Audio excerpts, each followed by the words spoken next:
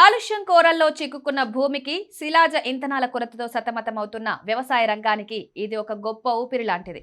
Council of scientific and industrial research కి చెందిన central mechanical engineering research institute పూర్తిగా స్వదేశీ పరిజ్ఞానంతో అభివృద్ధి చేసిన ఈ ఎలక్ట్రిక్ ట్రాక్టర్ నిజంగా ఒక గేమ్ చేంజర్.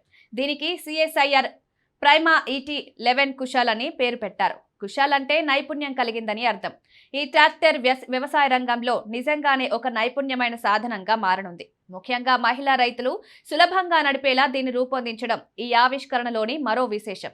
వ్యవసాయ రంగంలో మహిళల పాత్ర ఎంతో కీలకమైంది. వారికి ట్రాక్టర్ నడపడంలో ఉండే ఇబ్బందులను గుర్తించి చీరకట్టులో సులభంగా ఎక్కేలా ట్రాక్టర్ ఎత్తును సర్దుబాటు చేయడం, సీటింగ్ సౌకర్యాన్ని మార్చడం, లివర్లు, స్విచ్లను అందుబాటులో ఉంచడం వంటి మార్పులు నిజంగా అభినందించదగినవి. ఇది మహిళా రైతుల సాధికారతకు ఒక గొప్ప ప్రోత్సాహాన్నిస్తుంది.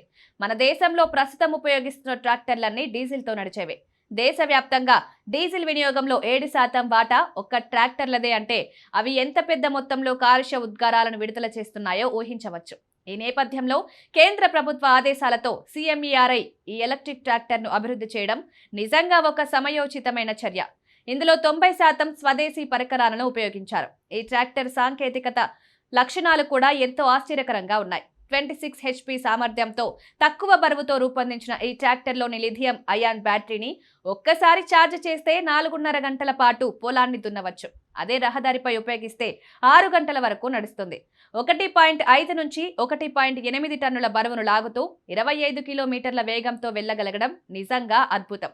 ఈ సాంకేతికతను హైదరాబాద్కు చెందిన కేఎన్ బయోసైన్సెస్ కు బదిలీ చేయడం ద్వారా ఇది త్వరలోనే మన రైతులందరికీ అందుబాటులోకి రానుంది.